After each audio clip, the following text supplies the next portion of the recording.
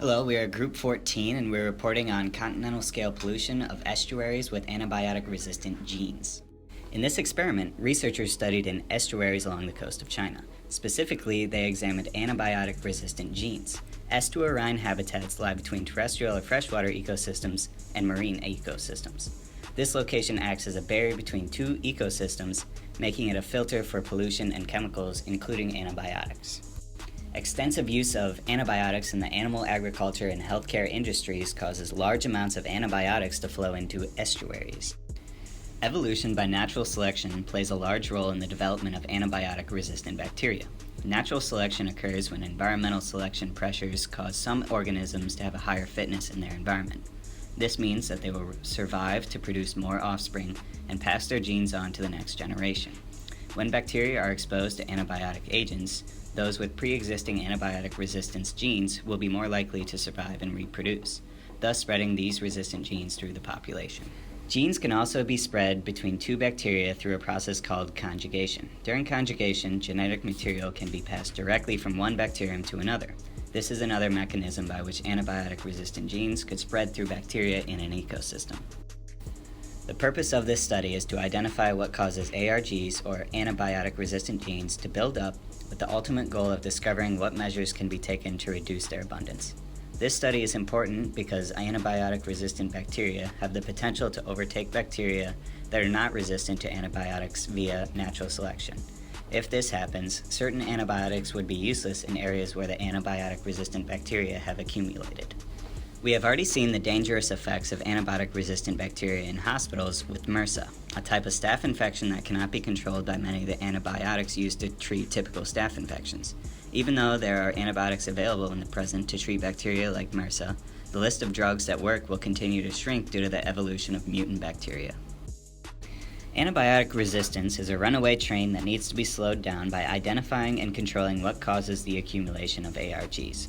This study focuses on factors including livestock treatment, healthcare, and socioeconomic factors to test if a correlation exists between these factors and the abundance of ARGs in estuaries. The approach for this experiment was based on sampling. The researchers selected 18 estuaries along 4,000 kilometers of China's coastline for sampling locations. 5 samples were taken from the top 15 centimeters of sediment at each estuary. 5 samples allowed for replication, and I'm sure they wanted to avoid any repeat shopping at these lovely estuaries. The samples were sent on dry ice into the lab. Once there, several tests were run. One test was for antibiotics analysis, and this test was done by liquid chromatography tandem mass spectrometry with the isotope labeled internal standard method. Sample environmental properties were also measured for pH and carbon-nitrogen content. Those statistics were combined with socioeconomic factors gathered from census information and scientific journals to get a full analysis of the locations being sampled. Another integral part of the experiment was DNA extraction for additional testing. These tests were run with 296 primer sets in an effort to target resistance genes. Each test was run 3 times with added controls in order to consider for further analysis. Estuary samples were collected across Chinese provinces and analyzed to determine the abundance of ARGs. Each sample resulted in a total of 259 genes, with an average of 118 of those genes being resistant to antibiotics. These genes showed potential to deactivate antibiotics, activate efflux pumps, and activate cellular protection. All the samples collected had similar diversities and consistent proportions of ARGs in the samples.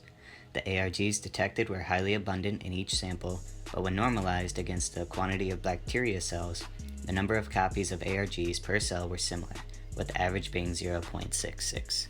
18 ARGs were found across all samples taken, many of which could resist multiple drugs. The abundance of ARGs were positively correlated to the amount of mobile genetic elements, such as transposase. Bacterial abundance was found to be relatively proportional to the total biomass of a sample, and this absolute abundance was strongly correlated with the abundance of ARGs. This shows that ARG abundance scales proportionally to the amount of bacteria in a cell. As for socioeconomic implications, the number of ARGs increase when an environment has a large population and significant economic growth. It was also found that ARGs may have been released through sewage discharge and via aquaculture production. An analysis shows that 80% of variation among ARGs are due to anthropogenic and environmental factors. indicating that these genes have evolved as a result of where they are. It is evident that natural selection is occurring, so bacteria that has the ability to resist a certain antibiotic will reproduce, passing along ARGs.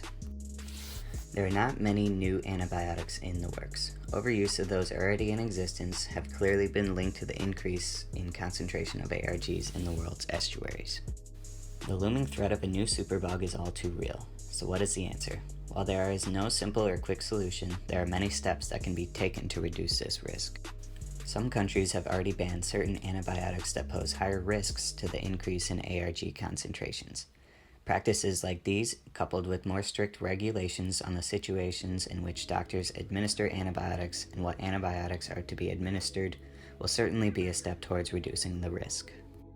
Unfortunately, there is no true way to eliminate the effects of the use of antibiotics. However, scientists are exploring other means of therapies to take their place.